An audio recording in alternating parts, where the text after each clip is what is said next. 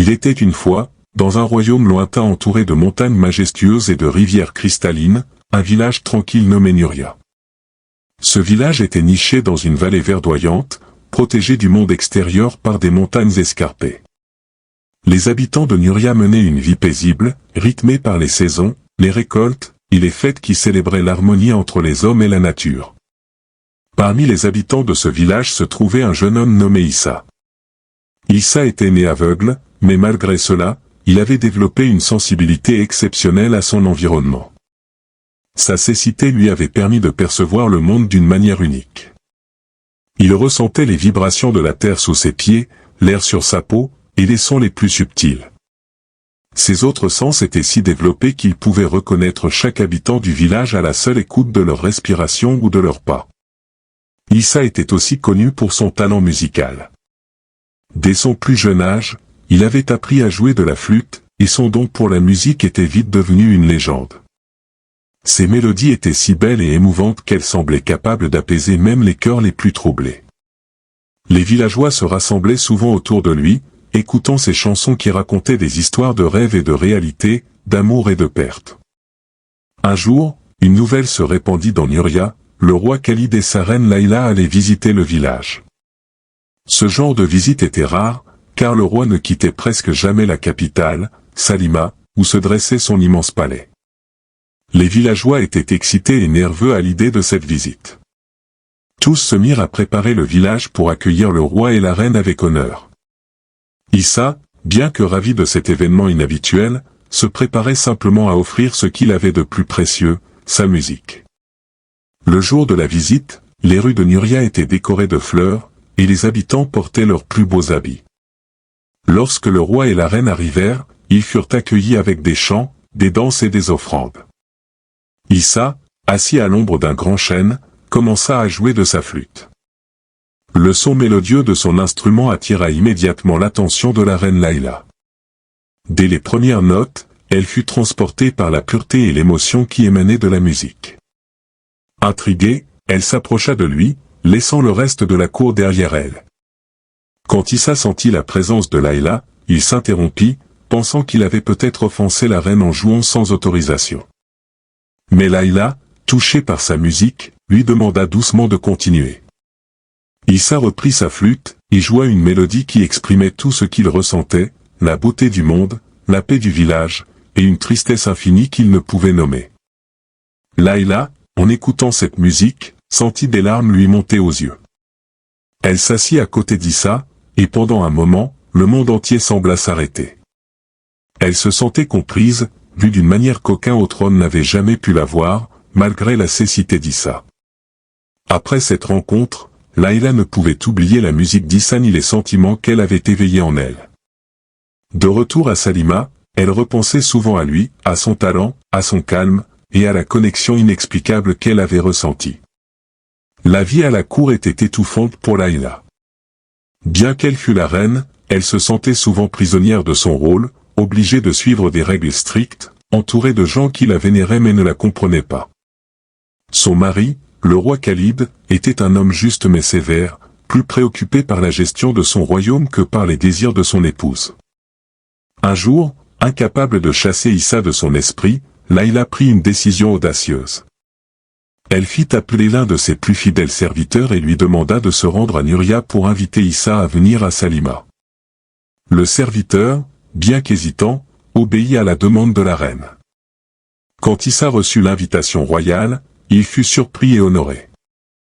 Il ne savait pas pourquoi la reine tenait tant à le voir, mais il accepta l'invitation, pensant que son talent musical pourrait apporter un peu de joie à la cour.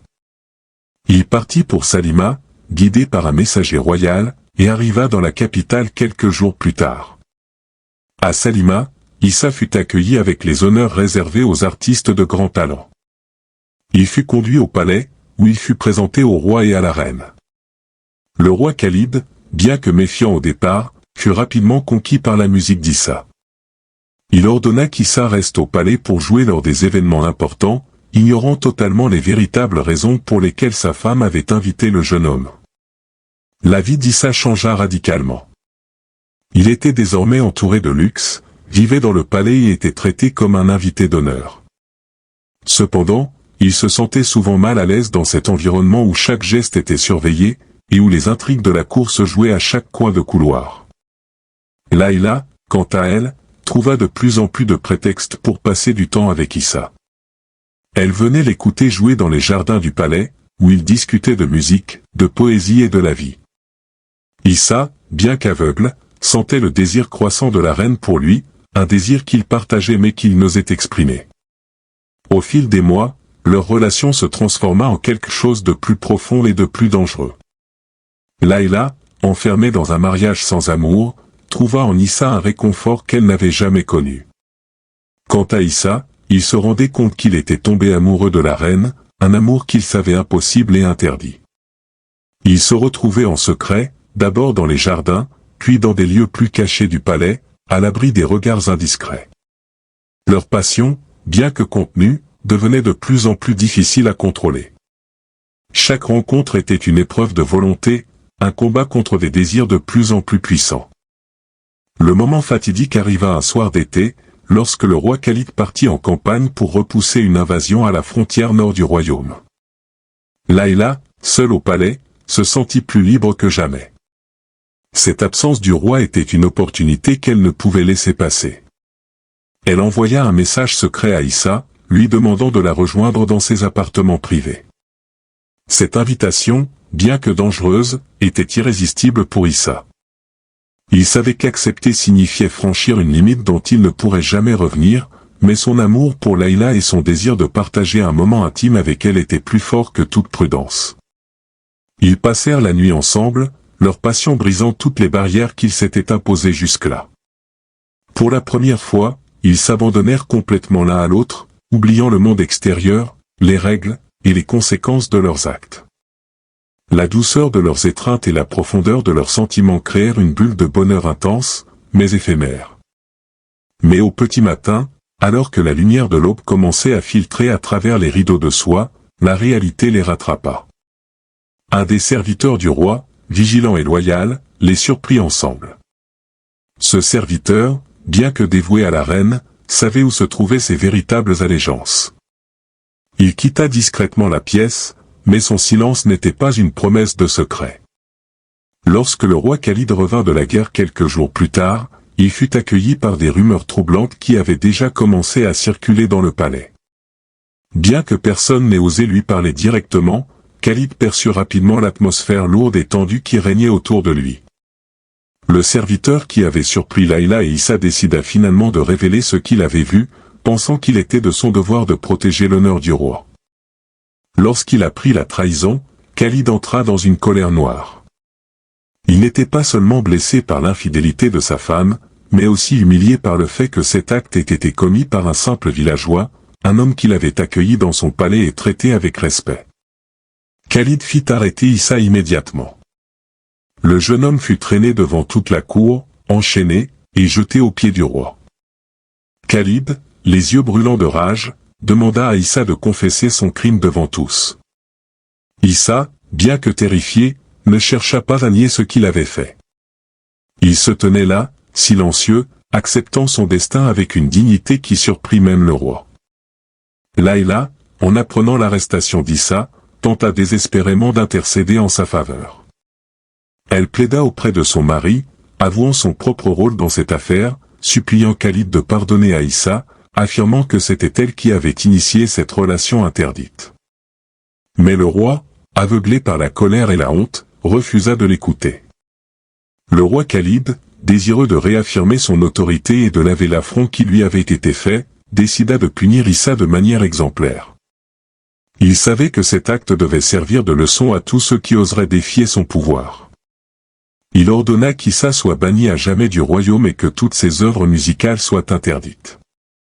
Mais avant de l'exiler, Khalid voulait s'assurer qu'Issa porterait à jamais la marque de sa trahison. Le roi ordonna qu'Issa soit marqué au fer rouge sur la poitrine, un symbole de son crime gravé dans sa chair pour toujours. Cet acte barbare, exécuté en public, était destiné à montrer à tous ce qui attendait ceux qui oseraient s'attaquer à l'honneur du roi. La douleur fut insoutenable pour Issa, mais il resta silencieux, ne criant pas, acceptant son sort avec une résignation stoïque. Quant à Layla, bien que reine, elle ne fut pas épargnée. Khalid, bien qu'il ne pût se résoudre à la répudier, décida de la punir en l'isolant du reste du monde. Elle fut reléguée dans une tour lointaine du palais, loin des yeux de la cour et des fêtes somptueuses. Son seul contact avec le monde extérieur se faisait à travers quelques serviteurs silencieux, et elle passait ses jours et ses nuits à contempler ce qu'elle avait perdu. Banni du royaume, Issa erra pendant des mois dans des terres inconnues. Il était un homme brisé, marqué à la fois physiquement et psychologiquement par ce qu'il avait vécu. Les paysages changeaient autour de lui, mais sa douleur intérieure restait, un poids qu'il portait partout où il allait. Il finit par trouver refuge dans un petit village au-delà des montagnes, où personne ne connaissait son passé. Là, il reprit sa musique, mais les mélodies joyeuses de sa jeunesse avaient laissé place à des airs tristes et mélancoliques. Ses chansons racontaient l'histoire d'un homme qui avait aimé au-delà de la raison, et qui en avait payé le prix fort. Cependant, au fil du temps, Issa commença à comprendre que sa douleur, aussi profonde soit-elle, ne pouvait le définir pour toujours. Il réalisa que l'amour qu'il avait ressenti pour Layla, bien que puissant, s'était transformé en une obsession qui l'avait aveuglé plus que sa cécité naturelle. Il comprit qu'il avait été conduit par ses désirs, sans réfléchir aux conséquences de ses actes. Issa entreprit alors une quête de réconciliation avec lui-même. Il parcourut de nombreux villages, jouant sa musique pour ceux qui voulaient l'écouter, partageant son histoire et les leçons qu'il avait tirées de son expérience. Il apprit à contrôler ses émotions, à les canaliser dans sa musique plutôt que de les laisser le gouverner. Les années passèrent, et Issa devint un homme vieux et sage. Sa renommée en tant que musicien et conteur grandit, et sa musique, bien que teintée de tristesse, apportait réconfort et paix à ceux qui l'écoutaient. Il avait appris à vivre avec ses erreurs, à les accepter comme faisant partie de lui, mais sans les laisser définir son avenir. Un jour, alors qu'il jouait dans un village éloigné, un jeune homme l'approcha et lui demanda de lui enseigner la musique. Ce jeune homme, plein de vie et d'énergie, rappelait à Issa ce qu'il avait été autrefois. En voyant cet élève plein d'espoir, Issa se rendit compte que, malgré tout ce qu'il avait perdu, il avait encore beaucoup à donner. En enseignant la musique à ce jeune homme, Issa trouva enfin la paix. Il transmit non seulement son savoir musical, mais aussi les leçons de vie qu'il avait apprises. Il expliqua comment la maîtrise des désirs, l'équilibre entre passion et raison, était essentiel pour vivre une vie épanouie et éviter les erreurs qu'il avait commises. Alors qu'Issa vivait paisiblement dans son village d'adoption, une nouvelle inattendue arriva, le roi Khalid, désormais vieux et malade, voulait le rencontrer. Ce message surprit Issa, qui n'avait jamais imaginé revoir un jour le roi ou retourner dans son royaume natal. Malgré ses doutes, il décida de répondre à cette invitation. Lorsqu'il arriva à Salima, la capitale du royaume, il fut accueilli avec respect, mais il sentait l'atmosphère de la cour différente. Le roi Khalid, affaibli par l'âge et la maladie, était un homme changé. Quand il rencontra Issa, il ne vit plus en lui l'homme qui avait trahi sa confiance, mais un vieux compagnon qui avait souffert autant que lui. Khalid, dans un geste de réconciliation, lui demanda pardon pour la sévérité de la punition qu'il lui avait infligée. Il avoua qu'avec le temps, il avait compris que la colère et la vengeance n'avaient fait qu'empirer sa propre souffrance. Issa, de son côté, pardonna au roi, réalisant que la douleur de Khalid avait été aussi réelle que la sienne. Le roi Khalid, dans un dernier acte de grâce, annula le bannissement d'Issa, lui permettant de retourner à Nuria. Il ordonna également que les chansons d'Issa soient à nouveau chantées dans tout le royaume, comme un témoignage des leçons apprises et des erreurs commises. Issa, bien qu'affaibli par l'âge, retourna à Nuria, où il fut accueilli en héros. Les villageois, qui se souvenaient encore de lui, l'accueillirent à bras ouverts. Il passa ses dernières années dans son village natal, entouré des siens, partageant ses histoires et sa musique avec les jeunes générations. Il continua d'enseigner la musique, et ses élèves, inspirés par sa sagesse, perpétuèrent son héritage. Ses chansons, désormais empreintes de sérénité, racontaient non seulement son histoire, mais aussi celle de la rédemption, de la maîtrise de soi, et du pouvoir du pardon. Finalement, Issa s'éteignit paisiblement un soir d'été, entouré de ceux qu'il aimait. Sa vie avait été marquée par la souffrance, mais aussi par la réconciliation et la paix intérieure qu'il avait trouvée. Son histoire, celle d'un homme aveugle qui avait aimé au-delà des limites, devint une légende, transmise de génération en génération. Et ainsi, dans ce royaume entouré de montagnes majestueuses et de rivières cristallines, le souvenir d'Issa, l'aveugle qui avait osé aimer la femme du roi, resta à jamais gravé dans les cœurs, comme un rappel que les désirs, lorsqu'ils ne sont pas maîtrisés, peuvent nous détruire, mais qu'ils peuvent aussi, lorsqu'ils sont compris et acceptés, nous mener à la rédemption et à la paix.